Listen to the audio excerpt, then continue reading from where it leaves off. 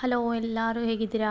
ಇದು ನಮ್ಮೂರಲ್ಲಿ ಇರಬೇಕಾದ್ರೆ ನಮ್ಮಮ್ಮ ತೋಟಕ್ಕೆ ಕೆಲ್ಸಕ್ಕೆ ಹೋಗ್ಬೇಕಾದ್ರೆ ಈ ಮೆಣಸಿನ್ಕಾಯಿನ ತಗೊಂಡು ಬರೋರು. ಬಟ್ ಅವಾಗ ನಂಗೆ ಗೊತ್ತಿರಲಿಲ್ಲ ಇದು ಕೇರಳದಲ್ಲೆಲ್ಲ ಇಷ್ಟೊಂದು ಫೇಮಸ್ ಆಗಿರೋ ಮೆಣಸಿನ್ಕಾಯಿ ಅಂತ. ಇದು ಎಲ್ಲರ ಮನೆಯಲ್ಲೂ ಇರುತ್ತೆ ಇಲ್ಲಿ. ಈ ಮೆಣಸಿನ್ಕಾಯಿ ಮತ್ತು ಸಣ್ಣ ಈರುಳ್ಳಿಯಿಂದ ಚಟ್ನಿ ಮಾಡಿ ಇವ್ರು ಮರ್ಗೆಣ್ಸ್ ಜೊತೆ ಎಲ್ಲ ಕೊಂಬ ಇಟ್ಟು ತಿಂತಾರೆ. ಆದರೆ ನಮ್ಮೂರಲ್ಲೆಲ್ಲ ಗೊತ್ತಿರಬೇಕಾದ್ರೆ ಇದು ಯಾರಿಗೂ ಗೊತ್ತಿಲ್ಲದಿರೋದ್ರಿಂದ ನಾವು ಜಾಸ್ತಿ ಯೂಸ್ ಮಾಡ್ತಿರಲಿಲ್ಲ. ಒಣಗಿಸಿ ನಾವು ಮೆಣಸಿನ ಪುಡಿ ಜೊತೆ ಹಾಕ್ತಾಯಿದ್ವಿ. ಈ ಗಿಡ ನೋಡಿದ್ರಾ? ಈ ಗಿಡ ಅದೊಂಥರ ಸೊಪ್ಪು. ಇದು ನಮ್ಮನೆ ಇರೋ ಬೇರೆ ಒಂದು ಮೆಣಸಿನ ಗಿಡ. ಈಗ ಕಾಣ್ತಾ ಇದೆಯಲ್ಲ ಎಲೆ, ಅದು ನಾನು ನಮ್ಮೂರಲ್ಲಿ ಇರಬೇಕಾದ್ರೆ ಅಮೃತ ಬಳ್ಳಿ ಅಂತ ಅಂದ್ಕೊಂಡು ತಪ್ಪು ತಿಳ್ಕೊಂಡಿದ್ದೆ. ಬಟ್ ಇಲ್ಲಿಗೆ ಬಂದಮೇಲೆ ಗೊತ್ತಾಯಿತು ಇದು ಒಂಥರ ಗೆಣಸು ಅಂತ.